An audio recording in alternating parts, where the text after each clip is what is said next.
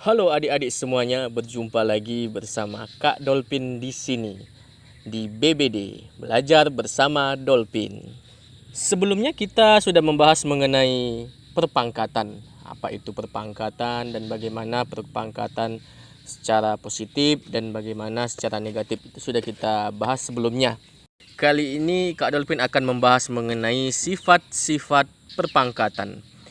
Memang sih perpangkatan itu mempunyai sifat-sifat. Ada namanya perkalian sebuah perpangkatan, pembagian sebuah perpangkatan, dan perpangkatan sebuah perpangkatan. Apa sih itu perkalian sebuah perpangkatan, pembagian sebuah perpangkatan, dan juga perpangkatan sebuah perpangkatan? Di sini akan kita bahas dan kita ulas itu semua. Yang pertama, perkalian sebuah perpangkatan. Rumusnya adalah A pangkat N dikali A pangkat M sama dengan A pangkat N tambah M. Coba kita teliti dulu rumus yang sudah kita bahas ini. A pangkat N dikali A pangkat M sama dengan A pangkat N ditambah M. Di sini kita lihat apabila koefisiennya sama, yaitu koefisien A di sini itu dikalikan, maka pangkatnya itu ditambahkan atau dijumlahkan. Dan apabila koefisiennya berbeda, itu tidak bisa ditambahkan pangkatnya.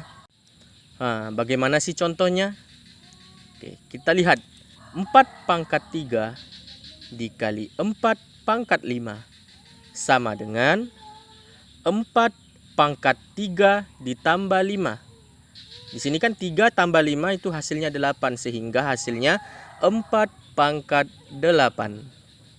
Contoh nomor 2, 6 pangkat 5 dikali 6 pangkat 3 dikali 6 sama dengan 6 pangkat 5 tambah 3 ditambah 1. Dari mana datangnya 1? Di sini kan ada 6. Yang mana 6 ini sebenarnya dia itu pangkat 1. Kalau dalam sebuah perpangkatan, 1 itu tidak ditulis. Tetapi pada saat kita ingin menjumlahkannya pada perkalian perpangkatan, maka harus kita tulis di situ tambah 1-nya. Sehingga hasilnya 6 pangkat 9.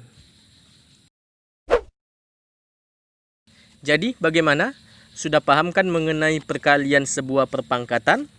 Jika sudah paham, kita masuk ke nomor 2. Apa itu? Pembagian sebuah perpangkatan. Rumusnya A pangkat N per A pangkat M sama dengan A pangkat N kurang M.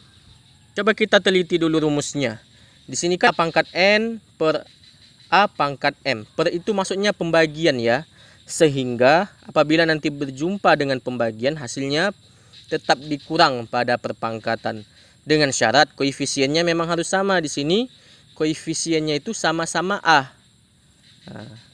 Maka perpangkatannya itu harus dikurangkan. Oke, supaya tidak memperpanjang waktu, langsung saja kita bahas tentang pembagian sebuah perpangkatan. Ini contoh yang pertama ya.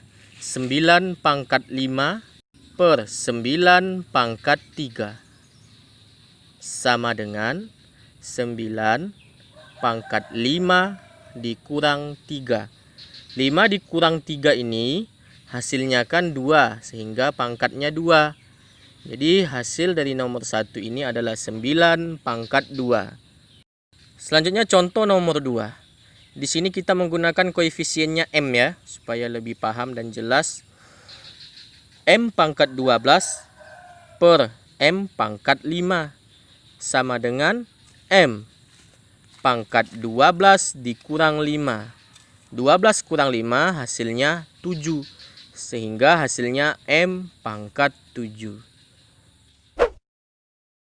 Bagaimana, sudah paham ya mengenai pembagian sebuah perpangkatan? Langsung kita masuk yang ketiga. Apa itu?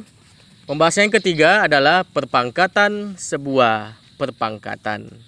Rumus dari perpangkatan sebuah perpangkatan adalah A pangkat M dipangkatkan lagi dia N sama dengan A pangkat M kali N.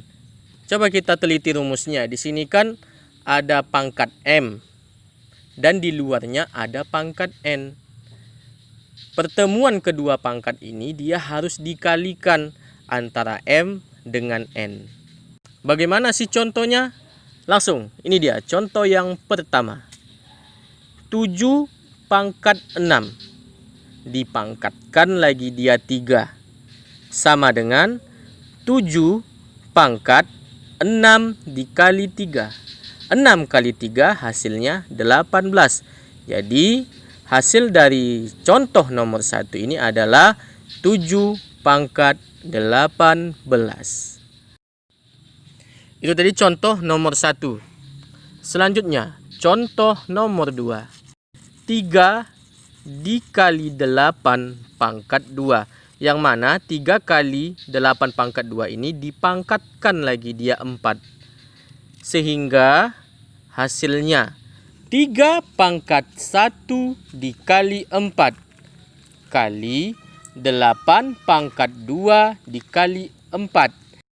Sebuah angka tanpa pangkat itu ada dia pangkat 1. Maka di sini kita gunakan dia ada pangkat 1-nya.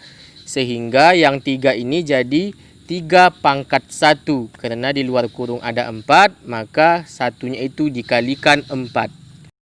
Jadi hasilnya 3 pangkat 4 dikali 8 pangkat 8. Itulah dia pembahasan kita hari ini. Semoga adik-adik semua paham mengenai sifat-sifat perpangkatan. Oke adik-adik, untuk memperdalam ilmu kalian mengenai perpangkatan ini, di sini kakak menyediakan beberapa soal untuk bisa kalian coba di rumah. Jangan lupa tulis jawabannya di kolom komentar. Jika materi ini bermanfaat bagi kalian, jangan lupa klik like, komen, dan share ke teman-teman kalian agar teman-teman kalian juga tahu apa yang kalian tahu. Dan jangan lupa beri saran agar channel ini dapat terus berkembang dengan baik. Terima kasih.